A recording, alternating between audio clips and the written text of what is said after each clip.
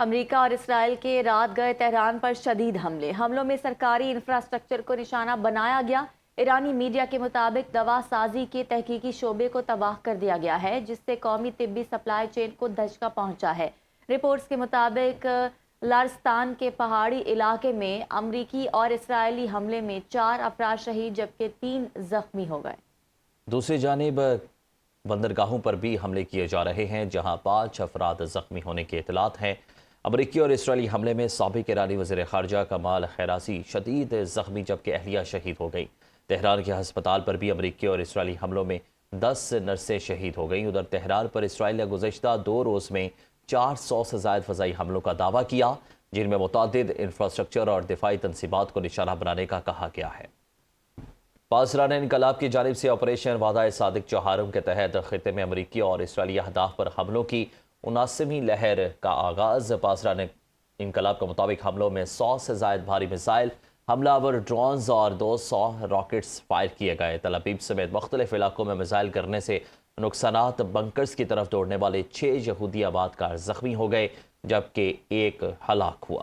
ایرانی حملوں میں قدامت پسندوں کے بنکرز کو بھی نقصان پہنچایا گیا۔ اسرائیل کے مختلف علاقوں میں ایرانی میزائل حملوں سے کئی عمارتیں تباہ ہو گئیں۔ کم از کم 25 اسرائیلی زخمی ہوئے، 2 کی حالت تشویشناک ہے۔ دوسری جانب بحرین میں ایک امریکی فوجی ٹھکانے کو بھی نشانہ بنایا گیا۔ اطلاعات کے مطابق الادیری بیس پر بیلسٹک میزائل حملہ کیا گیا، جس کے نتیجے میں ایک ہیلی کاپٹر تباہ جبکہ دیگر کو شدید نقصان پہنچا۔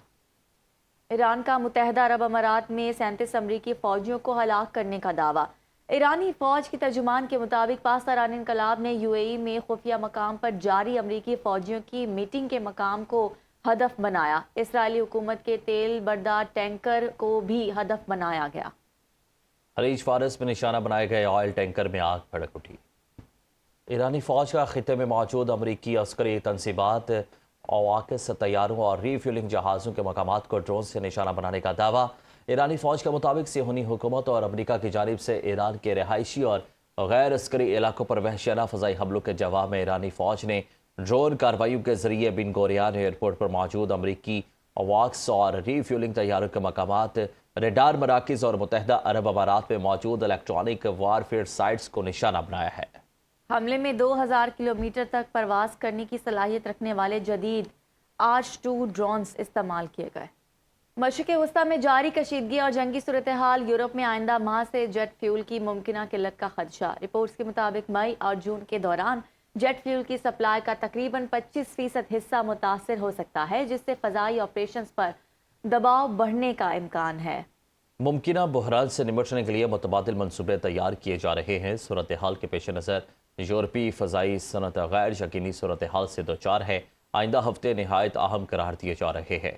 ماہرین کا کہنا ہے کہ اگر تنازع جاری رہا تو اپریل سے جون کے درمیان فضائی ٹکٹوں کی قیمتوں میں نمایاں اضافہ ہو سکتا ہے۔ عالمی توانائی ایجنسی کے مطابق مشرق وسطیٰ کے موجودہ بحران کی وجہ سے یومیہ 12 ملین بیرل سے زائد آئل سپلائی متاثر یا ضائع ہو چکی ہے۔ اس کشیدگی کے باعث آبلۂ ہرمز کے راستے جہاز رانی میں 70% سے زائد کمی آئی ہے، جس سے تیل کی عالمی منڈی میں بڑا تعطل پیدا ہو گیا ہے۔ امریکہ اور اسرائیل کے رات گئے تہران پر شدید حملوں میں سرکاری انفراسٹرکچر کو نشانہ بنایا گیا۔ ایرانی میڈیا کے مطابق دوا سازی کے تحقیقی شعبے کو تباہ کر دیا گیا ہے، جس سے قومی طبی سپلائی چین کو دھچکا پہنچا ہے۔ رپورٹس کے مطابق لرستان کے پہاڑی علاقے میں امریکی اور اسرائیلی حملے میں 4 افراد شہید جبکہ 3 زخمی ہو گئے۔ دوسری جانب بندرگاہوں پر بھی حملے کیے جا رہے ہیں، جہاں 5 افراد زخمی ہونے کے اطلاعات ہیں۔ امریکی اور اسرائیلی حملے میں سابق ایرانی وزیر خارجہ کمال خیراسی شدید زخمی جبکہ اہلیہ شہید ہو گئی۔ تہران کے ہسپتال پر بھی امریکی اور اسرائیلی حملوں میں 10 نرسیں شہید ہو گئیں۔ ادھر تہران پر اسرائیل نے گزشتہ 2 روز میں 400 سے زائد فضائی حملوں کا دعویٰ کیا، جن میں متعدد انفراسٹرکچر اور دفاعی تنصیبات کو نشانہ بنانے کا کہا گیا ہے۔